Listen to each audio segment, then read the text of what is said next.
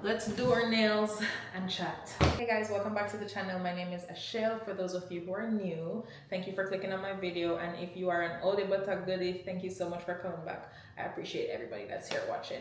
Today we are gonna be doing the nails while I share my fibroid experience with you guys. So I actually did my nails last week, but I just put like gel polish on them. It's just like my natural nail. I was trying to give my nail a break. Now my friends and I, we have decided we're gonna take a trip, so I could not wear those nails. I already took off the old polish that I had. It was actually really cute, but yeah, it's not trip cute, it's just stay at home cute. Let's get into the story time. I don't want to make this video too long.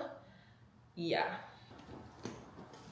so first things first, first is kind of cutting up the lining of my cheek. So I've been tasting blood all day. I hope that's not TMI.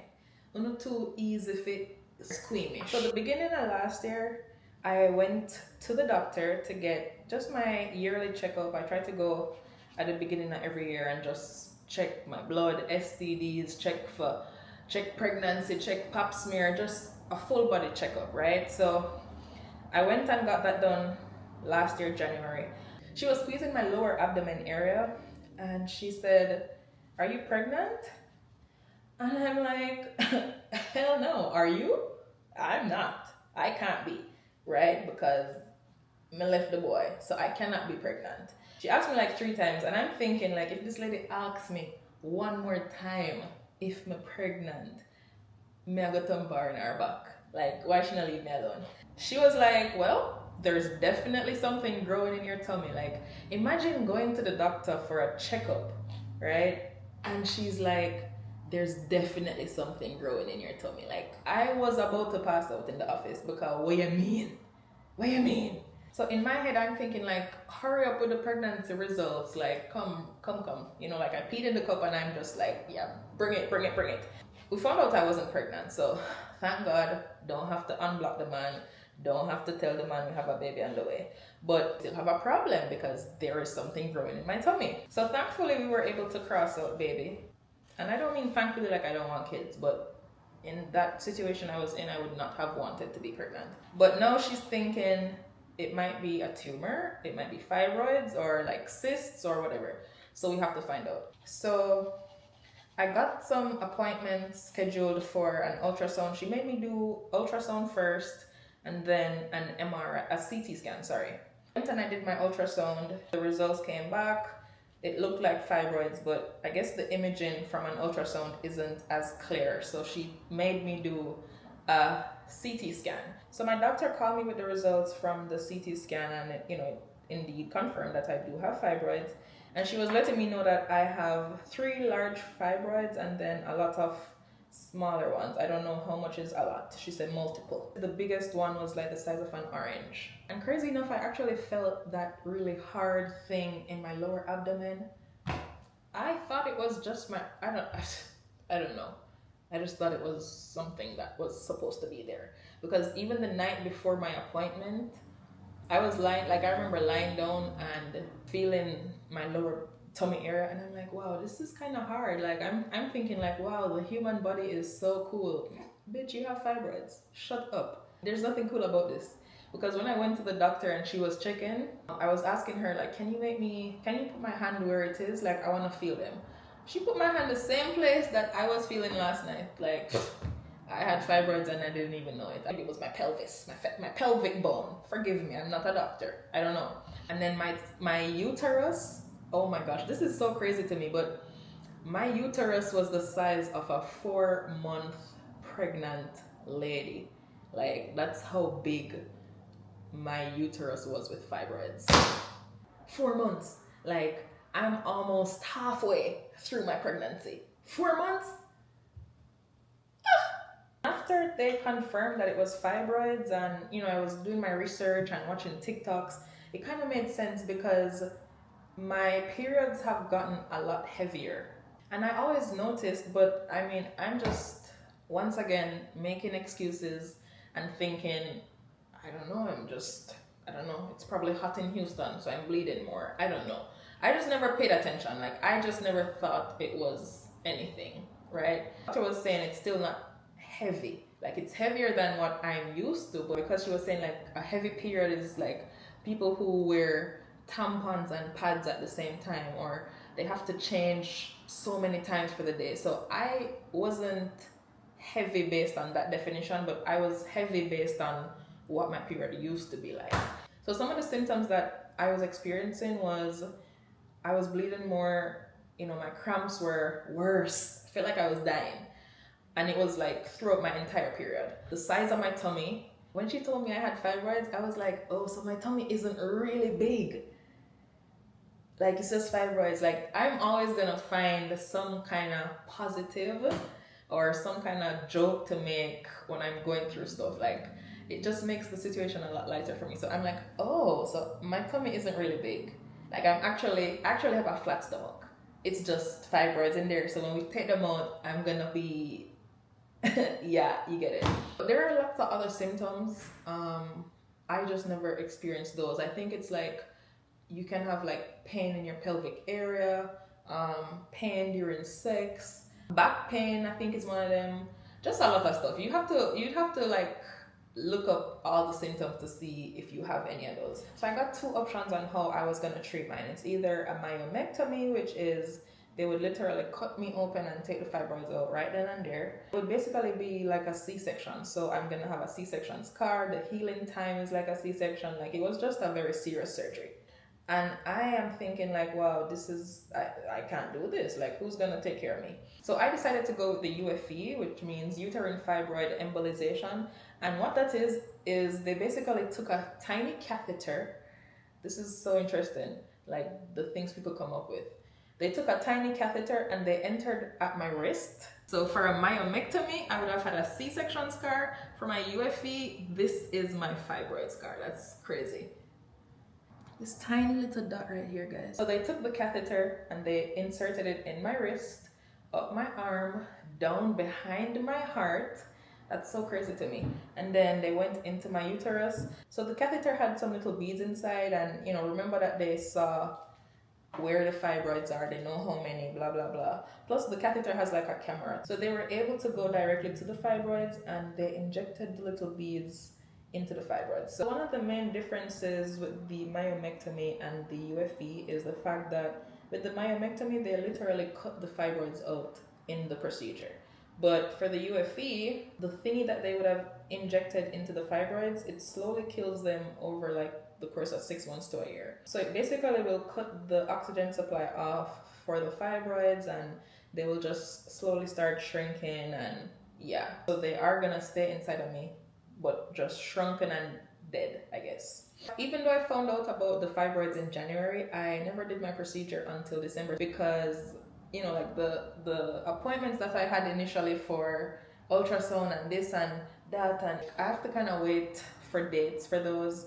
And then after we found out what it is, I had to wait for my insurance to approve it because it's more expensive too than the traditional myomectomy. So I had to wait for my insurance to give me the go ahead, and boy, stress. And then I also had to wait for the doctor to have an opening. But not only that, I took a very long time. I also had to weigh my pros and cons. Like, I was doing a bunch of research. I was trying a bunch of stuff first to see if it would work before I decided to do any kind of surgery. And they never really worked, so I was just like, yeah, let me just do this. I went in, did my little procedure, and I was out the same day. But I remember after my procedure, I was getting dressed and stuff, and the same pants that I wore to the procedure, it couldn't fit me. Guessing they probably had to pump my stomach up a lot with gas or air, or I don't know. That's just my thinking. So they could probably see my uterus better or whatever. But yeah, my pants couldn't fit me. Came home, my friend spent the night with me just to make sure I was good. But I was good, like everything was good. I felt no pain. Or did I? I think maybe like a little cramping, but nothing crazy. The fact that I can't even remember it means it never felt like I was dying. It's probably just a little, just a little something that was bearable. Because if it was something that was terrible, I wouldn't forget. My brain would remember the trauma. I also had my painkillers. I don't remember which. It's one of those painkillers that people take as drugs. Percocet. Yeah, Percocet. Molly Percocet. Yeah, baby. I was on some Percocet. Really strong painkillers. I think they also made me drowsy, which I loved. They called me the following morning to see how I was doing. I had an appointment in person, like a checkup. I think it was maybe like 3 months after. And I think they checked on me maybe 2 weeks ago. Yeah, so they do check on me, you know, making sure everything is good and whatnot. And I was telling her that I want to do another CT scan just to see again, like compare my pictures now to my pictures then, see if they have shrunken, if, you know, like what are the improvement, what are the changes. So she said that's definitely gonna be something that they're gonna have me redo, but they're gonna do it closer to the 1 year mark. So closer to December, I will have my CT scan to go see if there's any changes, fingers crossed, hopefully. But I feel like I am seeing improvements in my period for one. It's definitely not as heavy, and I don't feel like my cramps are as bad. I think the size of my tummy has increased a lot.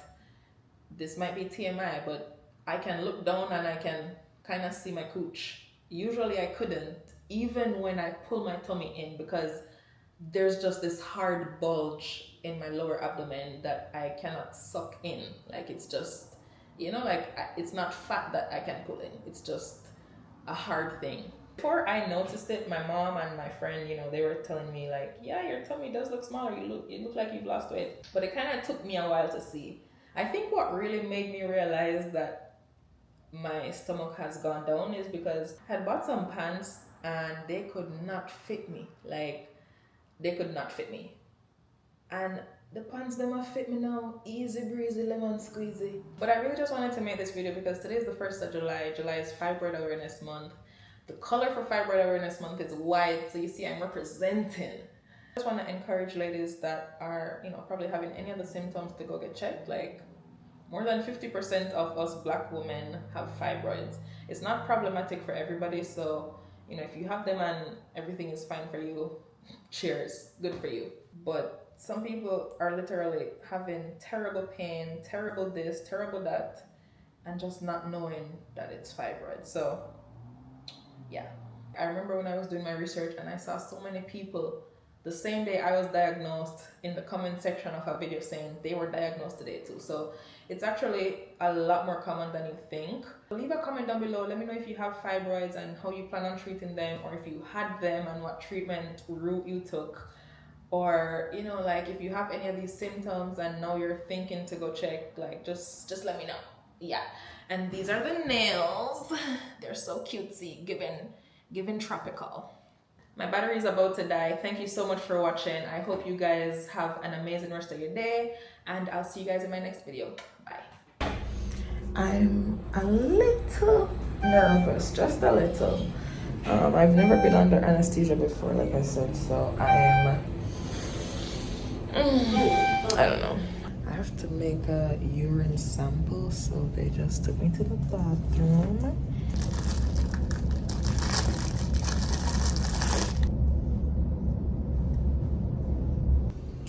Bye, big belly. Bye, big belly. Bye, 5 months pregnant belly. Bye, my baby. Gonna kill you. R.I.P. R.I. motherfucking P. So they just took me to the pre-op room. I have to put my stuff in here. I got a blankie. It's, oh my god, it's warm. It's a warm blankie. I got some socks, I guess. And then this is my gown to change into. Alright, never hurry up becoming I want this school off. I'm all snuggled up. So I'm waiting for the nurse to come in and start doing whatever she needs to be doing. But surprisingly, I'm not nervous. I'm kind of excited, and I feel like, I don't know, but I feel like I don't worry as much as I used to worry about things. I feel like I go good. Like, I just feel like God got me, and so I'm not as worried, as scared. I mean, you know, a little nervous kind of thing is definitely gonna be there, but it's like I'm not like, oh my god, oh my god, oh my god. Like, I think I'm gonna be okay. I'm gonna be just fine and dandy. All I can think about is being on the beach somewhere in the Caribbean, summer 2025, looking sexy, like a sexy chicken. But I'm so tired. I was telling my mom, like, they don't even need to give me anesthesia to put me to sleep. I will sleep. Like, my eyes are so heavy. I went to my bed at 3 a.m. because I just moved. So I was like unpacking and, you know, moving stuff. So I went to my bed at 3 and I woke up at 5:30. So tired. So they just put my IV in, and oh my gosh, the first lady, she couldn't find, like, I hate the way I look when I'm speaking with my elastics. I look like a vampire, but anyways, focus on the eyes, guys. So the first lady, she was trying to get the IV thing in, but she said my veins were valvy. So whenever she entered, she was like coming up on some valves that she couldn't get past. So she stuck me twice. So she ended up getting another lady because she's like, you know, I don't want to poke you more than twice. So the other lady came and she found a vein and she went right in and it was perfect, like one joke. So this was my first one. Then I had a second one right here. It's kind of swollen still. And then this lady came and she went right here. But this last lady, she came, she made me so comfy. She gave me another warm blanket. She went and got this heater thing. So it has it's warm here. So it's just kind of chilly in here. So she reclined my seat, I'm like, okay, Houston Fibroid Center. My first IV, like, I've never had to, whenever I dip on drip, you know, people always be like, I'm dip on drip. This is my first time on drip. After this, I'm just gonna go straight into the room, so I might not be able to record again. So I would probably see you guys after. I don't know, but wish me luck.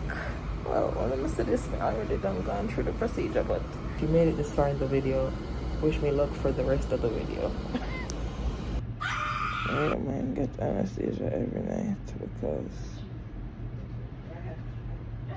I can't sleep.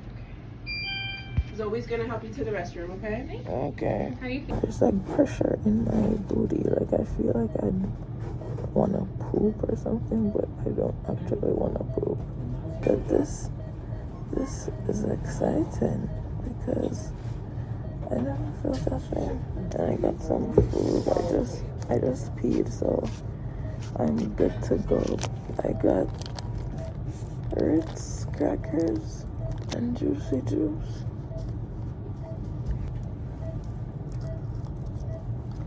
Oh, elastics.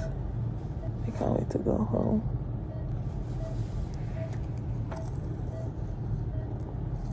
The pressure in my body. Oh my god. So this is where they entered from. This is the catheter that they connected something to. This shit needs to wear off right now because I feel like I have zero control over my body. I feel like I'm there one party. I'm gonna drink 3 shots of white rum.